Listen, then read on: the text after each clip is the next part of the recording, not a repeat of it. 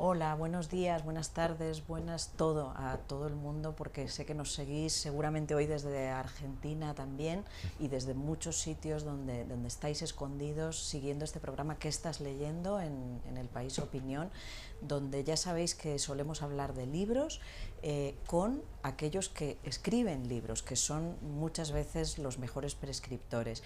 Hoy estamos con Andrés Neumann.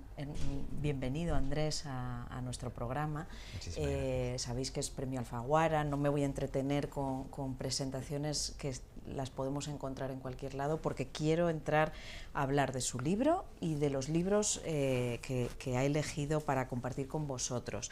Acaba de publicar Fractura en Alfaguara y es un libro curioso. Yo os confieso que voy por la mitad y seguiré en cuanto salga de aquí hasta que lo termine, porque engancha. Es un libro curioso, es un libro diferente, es un libro de voces profundas y de corrientes profundas. A mí me ha recordado un poco las corrientes marinas, porque conecta, Andrés, culturas distintas desde Japón a América Latina, Nueva York, Europa, es decir, Occidente.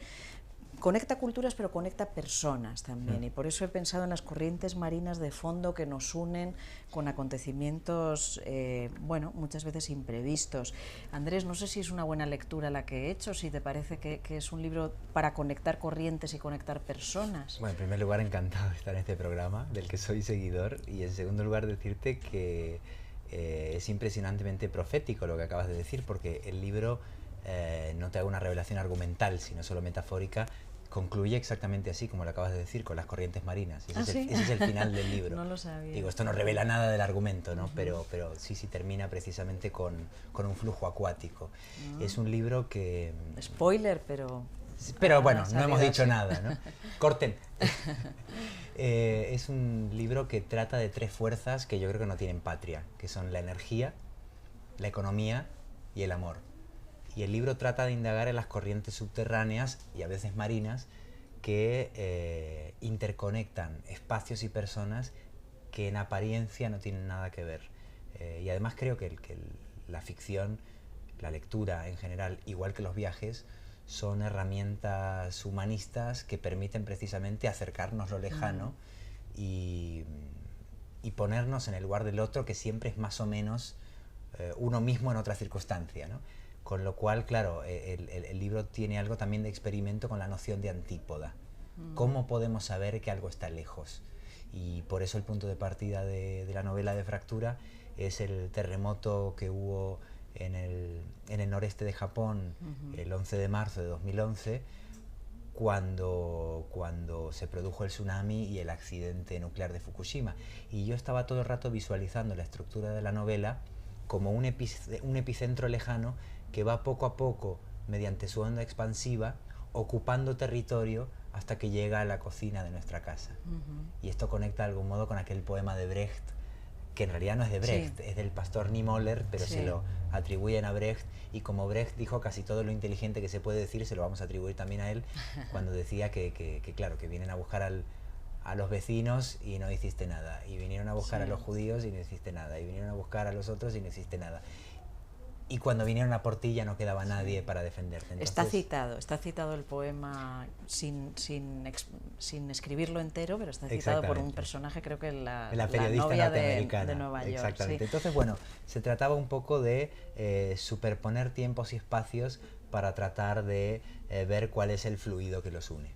Sí, es una estructura curiosa, la verdad, es una estructura interesante porque va construyendo la vida del protagonista, el señor Watanabe, a través de sus primer amor, novia neoyorquina. Bueno, no voy a contar más porque he leído hasta ahí y porque hay que dejaros que lo leáis. Sí, que una cosita más me gustaría señalar como lector, precisamente. Has mencionado el señor Watanabe. Watanabe es un apellido que puso en marcha varias músicas. Una, la del propio apellido, que es muy corriente en Japón, hay millones de personas que se llaman Watanabe, entonces me interesaba que el protagonista fuese un Pérez, cualquiera, un López, Pérez. Un Rodríguez, exactamente. Pero también Watanabe es el apellido de uno de mis poetas latinoamericanos favoritos, José Watanabe, cuyos versos aparecen en la novela también, unos versos muy conmovedores sobre la montaña y el propio cuerpo, de aquel que sobrevive y se toca en la cima de la montaña. Y claro, Watanabe era un poeta peruano de raíces japonesas. Claro. De modo que por detrás de ese nombre ya hay una cierta noción poética de vincular orillas en apariencia lejanas. Sí, eso está todo el tiempo y hay bastantes referencias, algunas referencias literarias curiosas. Yo le preguntaba hace un par de días, ¿el Murakami que citas es Haruki Murakami? No, es otro Murakami. Hay otro bueno, que ha tenido la desgracia de llamarse así y escribir novelas en Japón también, y entonces lo imagino firmando autógrafos en nombre de la persona equivocada, harto ya de dar la explicación que llevará dando toda su vida, ¿no? Sí. Pero mencionamos desde aquí y recomendamos la lectura de José Watanabe, Vale. extraordinario Sí. poeta peruano que murió hace Sí. unos pocos años. Esa conexión en América Latina con orígenes asiáticos, con orígenes Exactamente. japoneses, con orígenes árabes. Hay toda una cultura latinoamericana que ha bebido de tantas Mestiza. fuentes, ¿no? Sí. Bueno, querías hablar de Fukushima, Vivir el desastre, Takashi Sasaki, Sí. y destaco estos dos libros, y perdonad que no los tenemos porque él salió de su casa sin ellos. Vivo en otra parte, por supuesto. Pero hemos imprimido las portadas para familiarizarnos, y James Baldwin, Otro país. Ambos Sí. libros te han servido para tu fractura. Cuéntanos. Sí. Bueno, en primer lugar, este libro que publica Satori, que es una editorial que se especializa mucho en traducir de y acerca de la cultura japonesa, es un libro para mí, desde el punto de vista periodístico, de un valor incalculable. No pretende ser literatura, pero es un testimonio que me ayudó muchísimo, porque es el de alguien, un profesor jubilado de español, que si no recuerdo mal estudió con los jesuitas, que decidió quedarse, en lugar de irse, en una zona de semi-desalojo. Era un sujeto tan curiosamente anfibio, el señor Sasaki, que estaba en una ciudad llamada Minamisoma, cuya mitad quedaba en la zona de exclusión y por lo tanto había que evacuarla, pero la otra mitad de la ciudad se salía de la zona de exclusión. Entonces era una ciudad que vivía con dos estatutos, ¿no? Y él vivía más o menos en medio y tenía la potestad de decidir, y decidió quedarse. Entonces él cuenta cómo es la vida en un lugar que se queda desalojado y habla un poco de la paradoja absurda de que se tomen decisiones distintas con unas radiaciones similares, ¿no? Porque las radiaciones no comprenden de distritos, de provincias o de barrios, ¿no? Entonces, bueno, él cuenta cómo es hacer la compra en un lugar donde no hay productos alimenticios, y se convirtió en una especie de crítico político de las decisiones de las autoridades locales y nacionales, y entonces fue un testigo de excepción de cómo se estaba viviendo las primeras semanas y hasta meses después del accidente de Fukushima. Se podría decir que era una especie de último mohicano, haciendo la crónica que todo periodista hubiera querido hacer, pero él desde su propia casa, ¿no? Y aparece de personaje en la novela. Mi protagonista imaginario, que hace un viaje en coche hacia la zona radioactiva, se cruza en un parque con este señor y tiene una conversación, así que le he sacado de personaje en gratitud por todo lo que ha escrito. Y perdona un segundo, ¿tú has viajado a Japón o solo a través de los libros? Para esta investigación no quise viajar porque me interesaba más trabajar con un Japón imaginario. Es como un Japón que alguien está soñando. No me interesaba una experiencia turística de Japón, sino más bien una lectura literaria de Japón. Entonces lo que hice fue estar años viendo cine, leyendo narrativa, historia, leyendo crónicas sobre Japón, porque Japón en la novela es un punto de partida, no es un lugar exótico. Es simplemente esa especie de espejismo de lejanía que se te va acercando, ¿no? Y me daba miedo contaminar esa noción un poco onírica de Japón con tus una experiencia un poco express, que no iba a añadir nada. Podía añadir mucho placer a mi experiencia viajera, pero no iba a agregar gran cosa, por no decir que la iba a condicionar a esta especie de bruma de un Japón vagamente imaginado. Bien, James Baldwin. James Baldwin para mí es uno de los grandes escritores del siglo XX, inexplicablemente, en mi opinión, olvidado y poco retraducido. Fue traducido en los años 60 y 70 y creo que hasta 80 al castellano, pero por algún motivo que se me escapa, hace mucho que no lo está. Digo que me parece asombroso que no esté más presente, porque hay muchas cuestiones de derechos civiles, de reflexión de género. Baldwin fue de los primeros intelectuales homosexuales negros en formar parte de los debates de su país. Era un periodista muy respetado y un escritor inmensamente admirado, que tenía para mí además un don de transgredir su nicho identitario que puede sernos muy útil hoy, porque él no se conformaba con hablar de los derechos civiles de su raza o de su clase, sino que en sus novelas hablaba de, por ejemplo, homosexuales blancos de clase alta, es decir, buscaba nuevamente la antípoda y utilizaba la ficción como herramienta para transgredir el propio género, ¿no?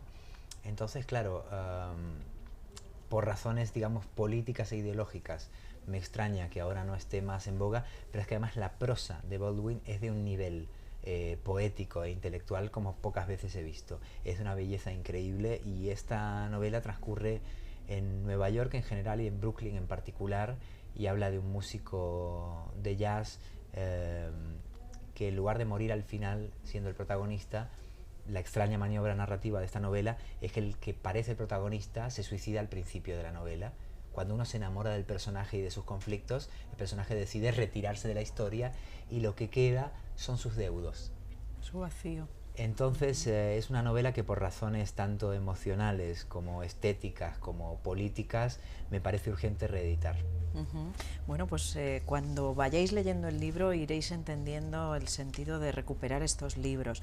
Y ahora atentos, porque me ha encantado, te digo francamente, la selección que has hecho de libros, porque no sé si lo has pretendido, pero hay una selección de todas las edades. Me importa mucho lo generacional, ¿no? No me había dado cuenta de eso. Mira. Seguramente no te has dado cuenta, pero me he dado cuenta de que desde Eve Uhart, que es una octogenaria que adoramos, desde luego, vieja conocida también de los lectores que me rodean y de mí misma, hasta, bueno, Ben Lerner, que es de los 70, María Sánchez, que es de los 80, Luciano Concheiro de los 90, es decir, hay literatura aquí de la que vamos a hablar desde los años 30, como es Eve Uhart, a la actualidad de los 90, ¿no? Sí, hasta los millennials. Mira, entonces, hemos formado una familia sin darnos cuenta. Sí, una representación generacional que me ha gustado, porque a veces no solemos mirar a los más jóvenes, ¿no? Y has elegido o viceversa, ¿no? gente más joven que tú, y eso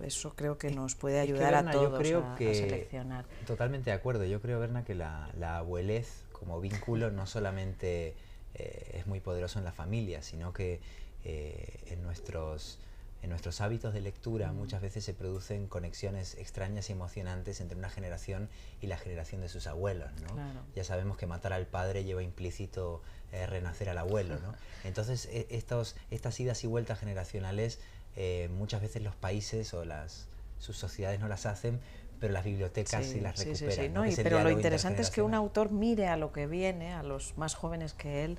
Eso me ha parecido encomiable, desde luego. Eve Uhart. Eso quiere decir que empiezo a envejecer yo también, ¿me quieres decir?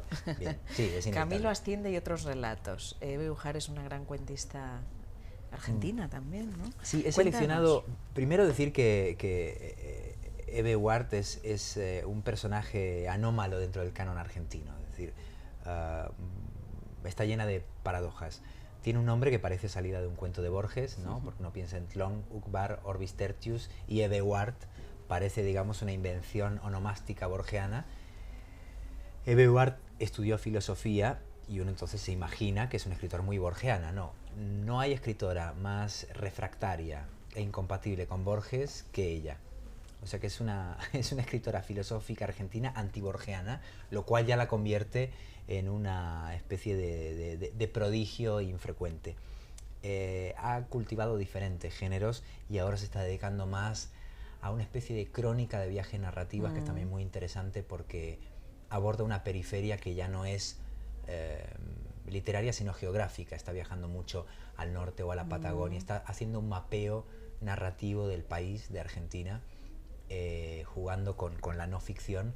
Pero antes de estar en este estadio de su trabajo, que es igual de interesante, yo la conocí como extraordinaria cuentista. Sí. De los pocos grandes maestros que la reivindicó desde siempre fue precisamente Piglia, que se parece muy poco a ella y que sin embargo vio, con ese instinto infalible que tenía Piglia, vio la peculiaridad y la capacidad de seducción de sus cuentos. Tiene un cuento que se llama Guiando la hiedra, que es de las obras maestras del cuento argentino del siglo XX, y Piglia lo recomienda ese cuento en particular, que está incluido en esta antología desde el principio.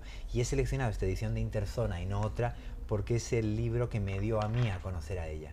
Ella está editada en Alfaguara, en Adriana Hidalgo y en muchos otros lugares que yo recuerde, pero la primera vez que yo me crucé con esta abuela imaginaria mía fue en esta edición, y por eso me da mucho gusto recomendarla. Muy bien, pues tomamos nota. Ben Lerner lo conocimos con Saliendo de la estación de Atocha, y luego ha repetido. Cuéntanos por qué has querido destacar este libro. Bueno, hay que decir que este título, que es el título de su primera novela, de la primera novela de Ben Lerner, tiene una segunda novela que sacó hace un par de años, proviene... 10-14, creo. Exactamente, sí. Eso es. Proviene de un verso de Ashbery, que es uno de los maestros de Ben Lerner. Ben Lerner tiene para mí una rara condición, infrecuente, que es que se trata de uno de los mejores poetas de su y de mi generación, y además es un extraordinario narrador reflexivo. O sea que se puede decir que en una novela de Ben Lerner uno intuye al poeta, escucha al ensayista y disfruta del narrador, ¿no? Y eso no es muy frecuente, que se hagan bien todas esas cosas. Él acaba de sacar además un libro sobre el odio a la poesía, ¿no? Pero esta novela, que es su primera novela y creo que es su libro más divertido, habla de un becario norteamericano que aterriza en Madrid con la supuesta misión de escribir sobre la Guerra Civil Española, esa Spanish Civil War que tanto les gusta estudiar a los anglosajones, y por supuesto no hace nada de eso y ni siquiera consigue aprender bien español como supuestamente estaba destinado a hacer, ¿no? Es un turista desastroso, por ejemplo. Un guiri total, no, pero un guiri, ¿no?, fracasado, porque va a Granada, por ejemplo, y no consigue ver la Alhambra, ¿no? Viene aquí y lo primero que hace para aclimatarse es echar la siesta, hasta que descubre horrorizado que sus amigos de Madrid jamás echan la siesta y le preguntan qué coño está haciendo durmiendo la siesta. Entonces digamos que es una especie de lector del cliché nacional que va comprendiendo que los problemas de traducción es lo único que nos saca en claro de los países. Y empieza este alter ego de Ben Lerner, que protagoniza la novela, empieza a aprovechar los errores de traducción para fingir que es más interesante que lo que es. Y empieza a temer el momento en que su español mejore, porque ahí la gente y las chicas que conoce y los amigos que hace comprenderán que no guarda un silencio interesante, sino que no tiene nada que decir. Y es una novela entonces no sobre la traducción, sino sobre los errores de traducción, sobre el lost in translation, como fuente de conocimiento y de belleza. Una novela muy divertida y muy recomendable. Eso también está en tu novela, la verdad, porque es que es un tema que me Watanabe japonés, con sus novias, bueno, pues siempre se crea ahí un clima interesante en las dificultades de traducción, o el muslo, me estoy acordando del Zack. Del Zack, exacto. Bueno, totalmente. Vamos a... Es que a mí me parece que la traducción, por un lado, es la disciplina literaria más completa que existe. Si lo pensamos, la única manera humana de leer y escribir el mismo libro al mismo tiempo es traducirlo. Pero por otra parte, la traducción es para mí la gran metáfora de nuestro tiempo. Y yo diría que, forzando un poco las cosas, podríamos pensar que el amor es una forma de traducir a nuestro prójimo querido, y que la traducción es una forma de amar a nuestro prójimo desconocido.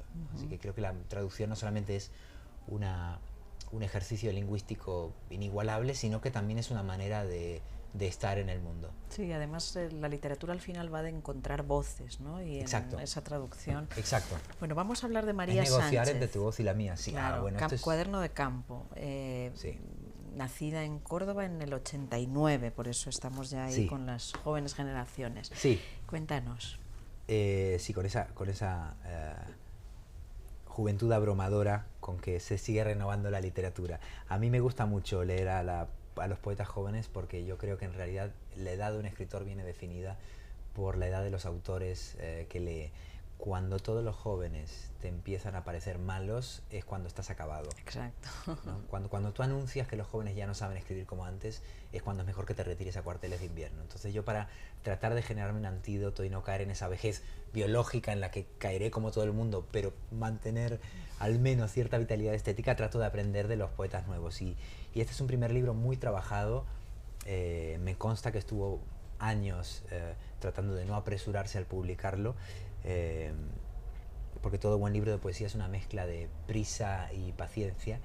Y Cuaderno de campo, que está teniendo mucha aceptación, creo que tiene muchas virtudes. Primero, trabaja con algunos arquetipos de la poesía y te diría que hasta de la educación española, que ella los eleva a operación intelectual y casi científica.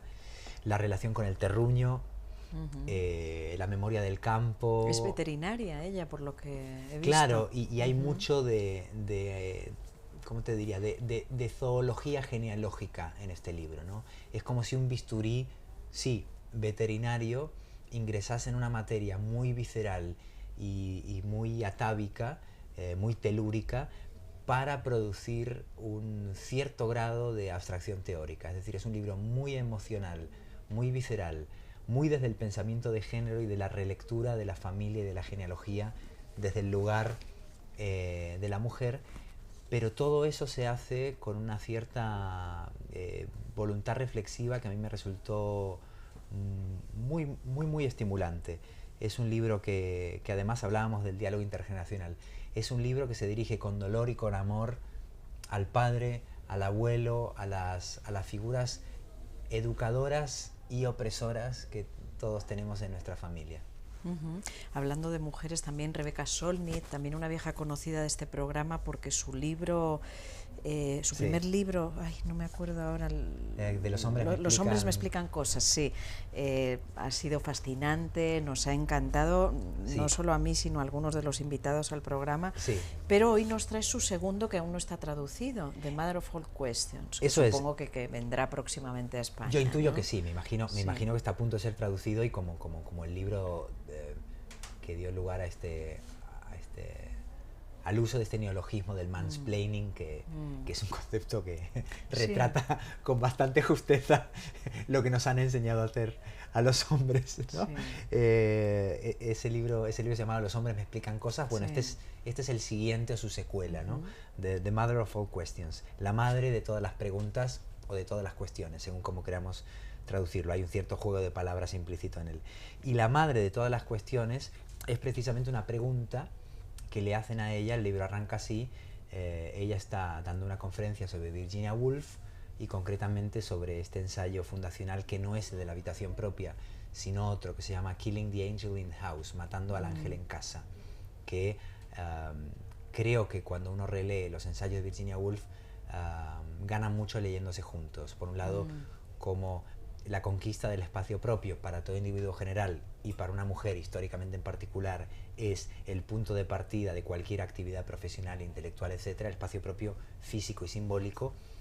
También está el rol familiar que tenga esa persona que está tratando de conquistar un espacio, ¿no? Y eso está en Matando al ángel en casa. Entonces aquí tenemos a la señora Solnit tratando de dar una conferencia sobre Virginia Woolf, cuando nota que la pregunta que más le hacen desde la audiencia es ¿por qué Virginia Woolf no tuvo hijos?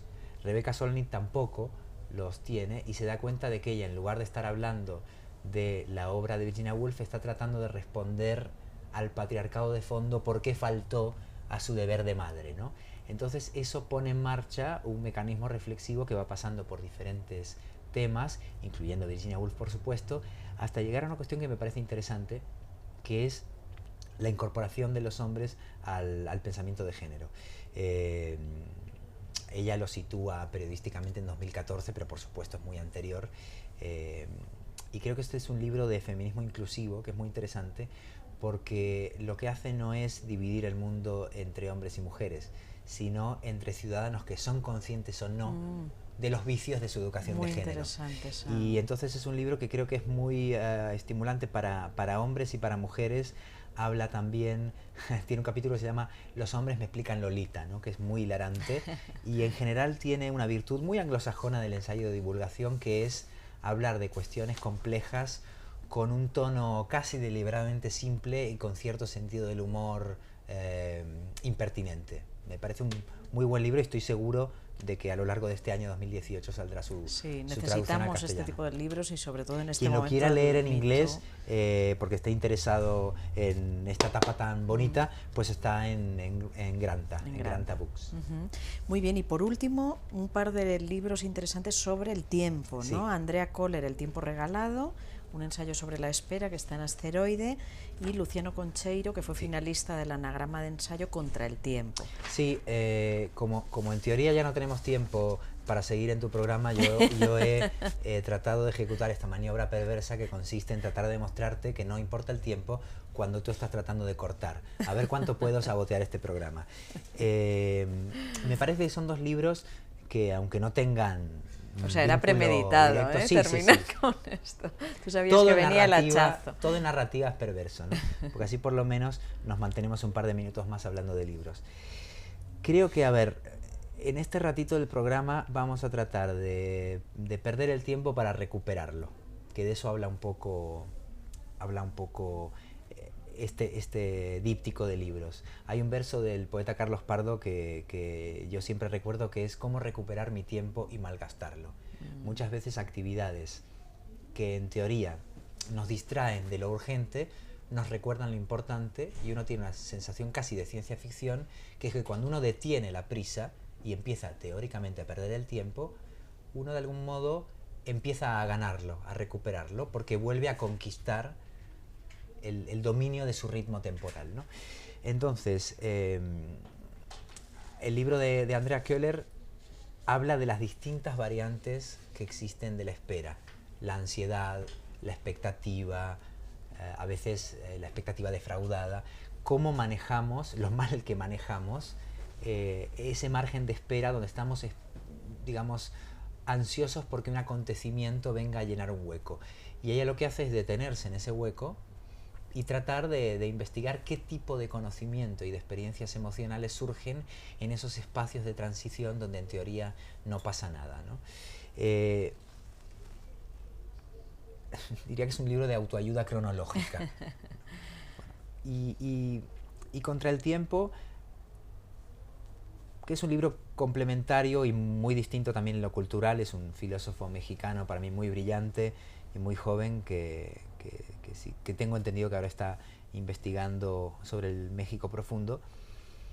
Extiende esta reflexión un poco a el ámbito del capital, de la explotación laboral, es decir, como muchas veces la prisa y la incapacidad de vivir el instante, de vivir el presente, es también una forma de explotación, ¿no? Como todo el sistema depende de que no sepamos manejarnos con el presente, ¿no? Y esto me está recordando además a otro libro de una filósofa de mi generación que se llama Remedios Zafra, que ganó este mismo premio 1 o 2 años después, el premio Anagrama de Ensayo, que es el entusiasmo, y que habla de eso, de cómo una generación ha sido estafada con la idea de que entregarte vocacionalmente a un trabajo, aunque no sea remunerado, es un privilegio, y eso perpetúa precisamente la explotación. Pero si uno lee estos dos libros, creo que uno siente que se apropia de su reloj y sobre todo se rebela contra cierta exigencia de la prisa y de la ansiedad, que parece parte de la naturaleza humana, pero que está muy inducida por elementos familiares, laborales, políticos, y que a veces la mayor forma de rebelión, aparte de salir a la calle, ponerse en huelga o votar de una vez otra cosa, es manejar el propio tiempo de otra manera, resistir frente a cierta inercia cronológica, que es una de las formas más sutiles de alienación que conocemos. Leer, por supuesto, es otra de ellas. Yo hay una cosa que digo siempre: cuando alguien dice no tengo tiempo para leer, creo que está cometiendo no solamente un acto contra sí mismo, sino un error filosófico. Sí. Porque para mí leer fabrica tiempo. Si uno no tiene tiempo, necesita leer más para recuperarlo. Sí, sí. Yo siempre digo, cuando también me preguntan ¿por qué? ¿Cómo te da tiempo a escribir, a leer? Que el tiempo es un estado mental, no es una realidad, es una entelequia por un lado, y es un estado mental. Bueno, se nos acaba el tiempo de la entrevista, Andrés, lo siento, tienes más entrevistas lamentablemente esperando, no tengo otro libro sobre el tiempo, así que hay que acabar. No se nos acaba el tiempo literario, que yo creo que es un estado mental, y Andrés nos ha demostrado con estos ensayos que es mucho más que eso que indica el reloj. Así que muchas gracias, Andrés, ha sido un placer, espero que lo hayáis disfrutado como yo, y aquí seguiremos pronto con más autores en que estás leyendo.